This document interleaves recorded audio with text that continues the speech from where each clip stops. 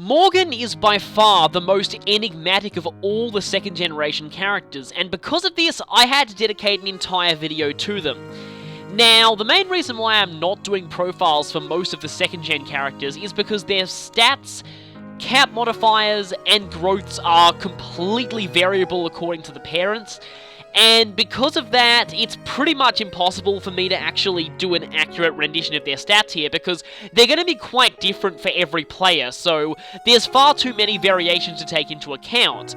Now, with Morgan, that goes up to 11, because Morgan, yeah, they're the only second generation character whose starting class actually differs based on their parents. And there's also a lot of variations because any character in the game that is not them can potentially be their parents.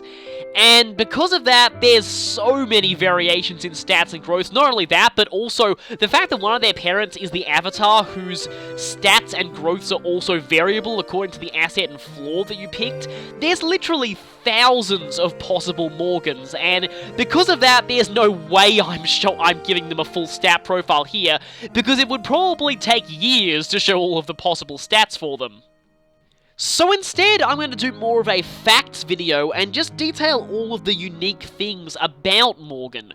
Morgan is obviously the Avatar's child, but one of the most unique things about them is there are actually two versions of Morgan, the male Morgan and female Morgan. Morgan is always the opposite gender to the Avatar, so if you have a male Avatar, you'll get female Morgan, and if you have a female Avatar, you'll get male Morgan. Because of this, Morgan will always be able to inherit one gender-exclusive skill from their parents, and because of that, you should make sure, if you're going for an optimized playthrough, you really want to make sure that the Avatar passes down a gender-exclusive skill to them. For females, that's usually going to be Gale Force, but for males, it kind of depends, although Rally Strength is useful, because if a female Morgan inherits Rally Strength from her father, they become one of the only characters in the game to have access to every possible rally skill, and that can be very useful in the higher level DLC chapters.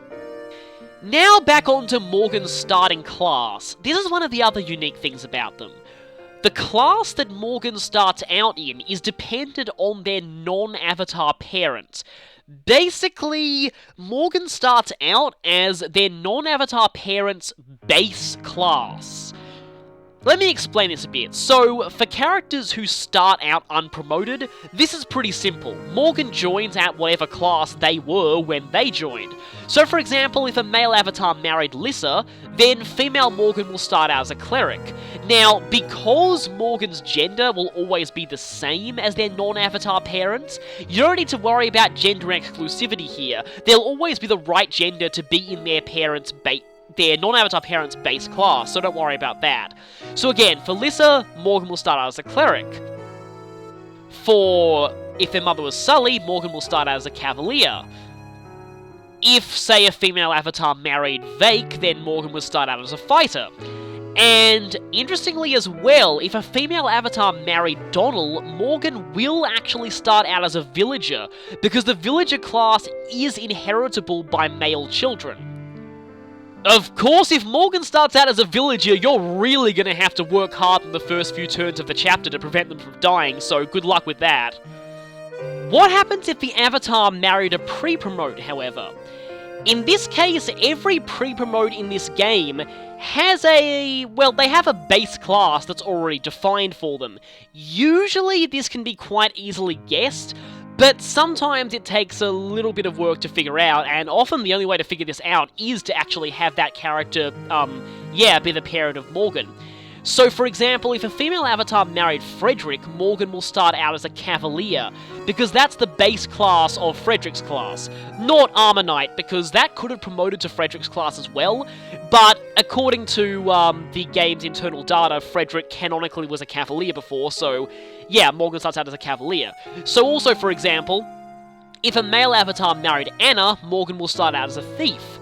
So, yes, every pre-promote in the game does have a predefined base class that they pass down to Morgan if they marry the Avatar.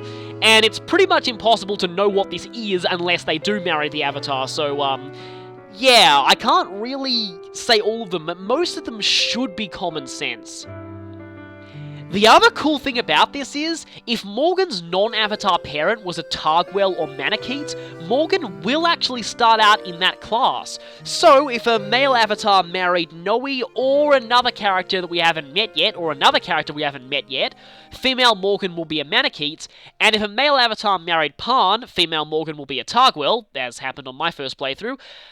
If a female avatar marries the one male Targwell in the game that we haven't met yet, male Morgan will be a Targwell. So, like I said in the inheritance video, this technically means that while Targwell can be either gender, Manakete is female exclusive in this game because, well, the only characters who can inherit the class are female. But yeah, Morgan can be a Targwell or Manakete if the avatar married one who was a Targwell or Manakete. So that's interesting. However, like I mentioned in the inheritance video, there are some classes that can never be inherited under any circumstances. They are Lord, Dancer, and gigantic spoiler! If the avatar married a character with one of those classes, and that was what happened in this playthrough because female avatar married Crom, who was a Lord. And this will also happen, say, if a male avatar marries Olivia, who's a dancer, or if a female avatar marries Gigantic Spoiler, who is a Gigantic Spoiler. If any of those cases happen, Morgan can't inherit those classes, so their class defaults to Tactician, so they'll start out as a Tactician just like the Avatar. Of course, Morgan will always have access to the Tactician class, because, well, they inherit it from the Avatar anyway, and they're the only person in the game aside from the Avatar and Spot Pass characters, and DLC characters, who actually can be a Tactician, so definitely make the most of that class. It's a very versatile all-rounder with great strength and magic, and the ability to use both swords and tomes, but it also has some of the best skills in the game.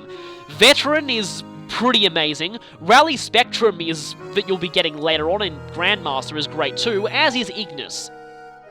Now, some other interesting facts about Morgan. Morgan is the only character in the game who can potentially be a third-generation character. Because the Avatar is allowed to marry anyone, even second-generation characters, it's possible for Morgan to be the descendant of a second-generation character. Now, I covered this in the inheritance discussion video, but in that, if that's the case, normally children inherit the father's count modifiers plus the mother's +1. But if Morgan is a third-generation character, they don't get the +1 to their modifiers. Not that they need it. A third-generation Morgan has some of the most absurdly high modifiers in the entire game, and that's why a lot of people who pair for gameplay recommend doing a third-generation Morgan, because they are ridiculously broken. Another fact about Morgan pertaining to gameplay is that Morgan has the record for the most potential number of skills any character can learn. They potentially have access to, I think it's like around like in the 80s, out of the, I think, 93 skills in the game. But they can't actually access all of those skills on one playthrough. Apparently the most possible skills that Morgan can get in one playthrough is 74.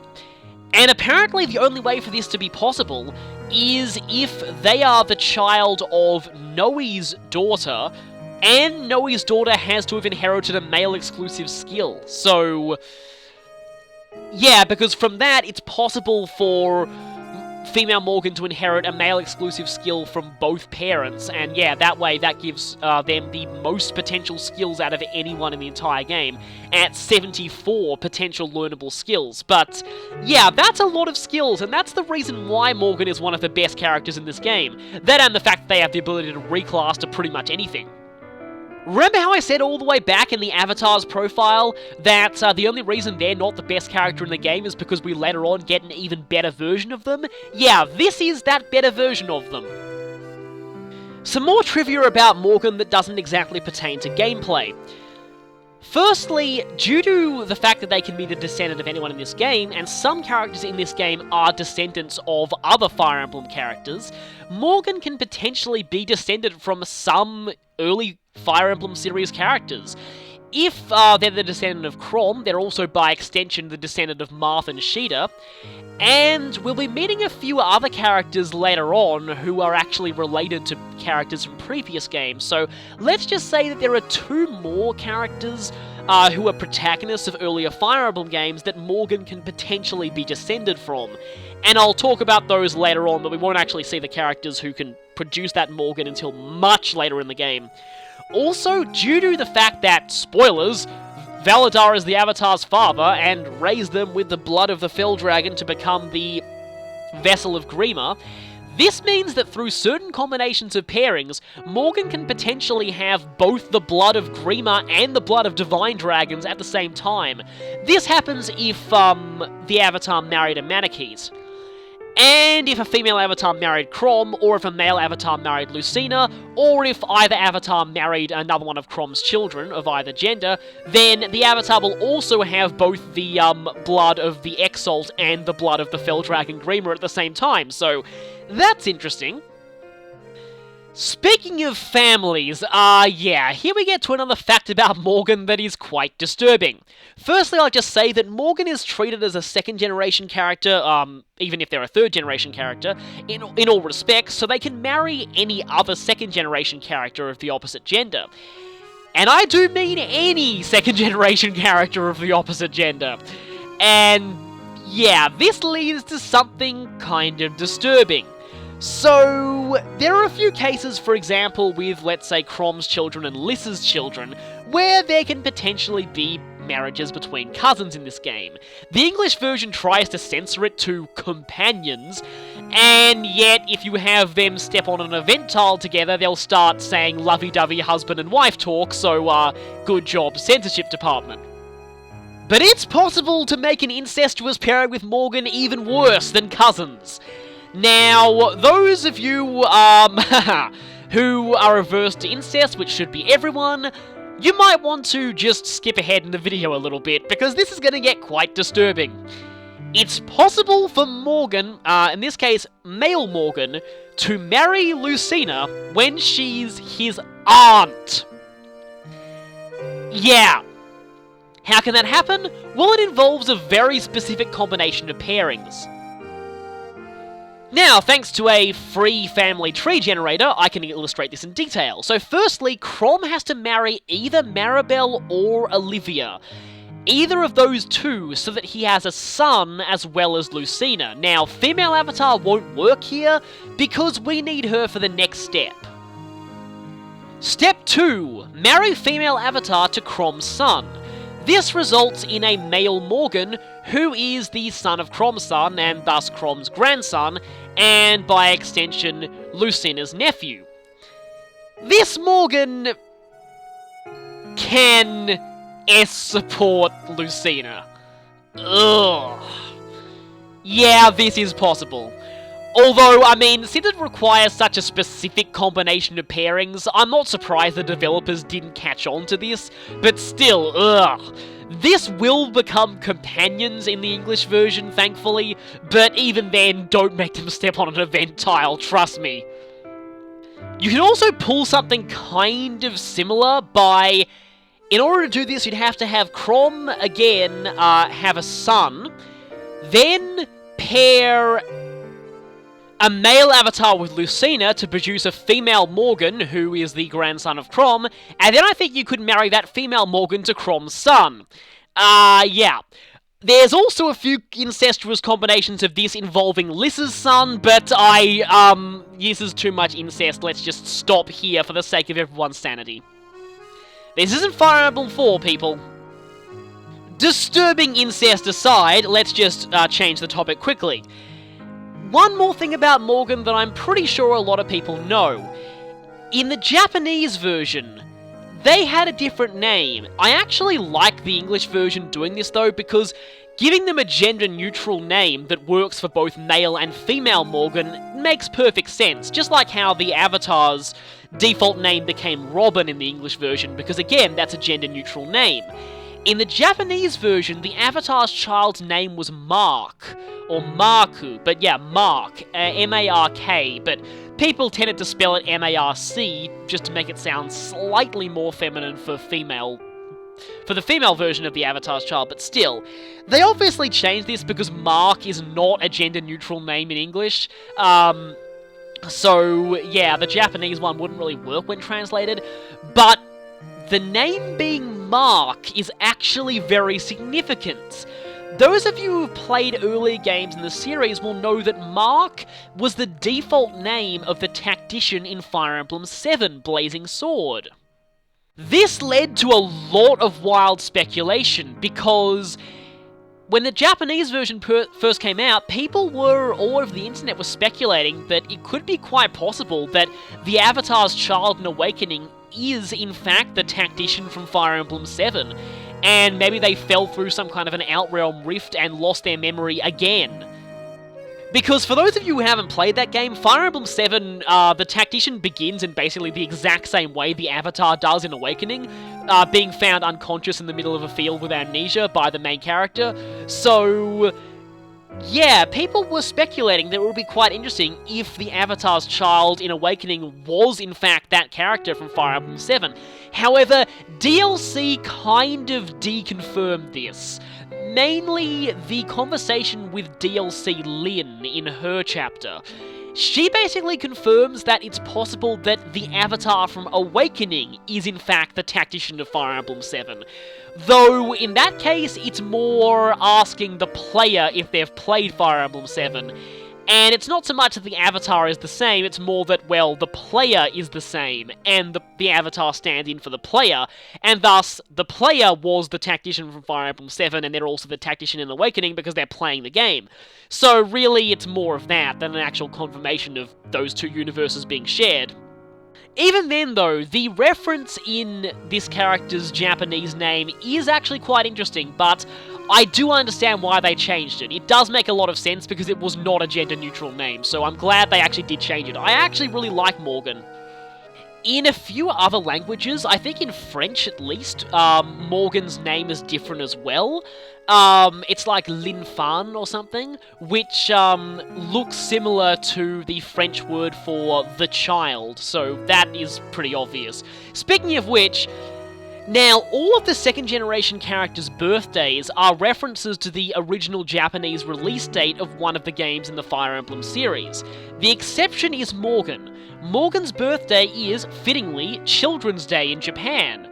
May 5th, I believe. That's a pretty famous Japanese holiday. In fact, if you watch the Pokemon anime growing up, you'll know what Children's Day is. It was one of the few things that 4Kids didn't censor out, but anyway. And after that, really, all I can talk about is voice actor trivia. Unfortunately, male Morgan's voice actor is vastly more known than female Morgan's voice actress, so I'll just mention female Morgan. Female Morgan is voiced by, and this is kind of interesting because she's gone by a couple of different last names. But she's voiced by Nicole Cara, or she sometimes goes by Nicole Balak. She hasn't done very many roles other than female Morgan in gaming. There was a rumor at one point that she was the original uncredited voice actress of Naoto Shirogane in Persona 4, but I'm pretty sure that's been proven false. She was Tia Grants in Tales of the Abyss, and that's pretty much the only major game that I've really seen a role for her in. I have no idea who that character is, because I haven't played that game, so if you could inform me if they're anything like female Morgan, I'm guessing not, then yeah, please tell me. Male Morgan, on the other hand, his voice actor is someone that a lot of you here might be familiar with. Male Morgan is voiced by Todd Haberkorn. I hope I've been pronouncing his name right. Yeah, he's quite a well-known voice actor in the business. He's played quite a few characters in anime and in video games. And he does actually have quite a lot of range as well. He plays Sho Minazuki, I'm pretty sure both personalities of him, in Persona 4 Arena Ultimax, and that's quite a different character to male Morgan. And speaking of very different characters, he also plays Rowan J. Ilbert in Tales of Exilia. Yes, you're looking at that right. The same voice actor for the young male Morgan also voices an old man, and he does a very good job of it as well. A lot of people, when they first heard Rowan's voice, were surprised it was even this guy, because he, does a very convincing job of sounding like an elderly man. Also, if you want to see some really good vocal range out of this guy, you might want to look up him voicing Teru Teru Hanamura in Super Danganronpa 2. Mostly because, well, something very interesting happens to this character's voice, and Todd does a really, really good job of that. When I saw the Japanese version of that scene, I was thinking, oh, how are they going to localize this? This is going to be an interesting thing. Then I heard the English version and I was like, okay, this is amazing. I actually recommend checking it out, even if you're not that much of a fan of the Danganronpa series, because, yeah, very, very interesting voice performance there.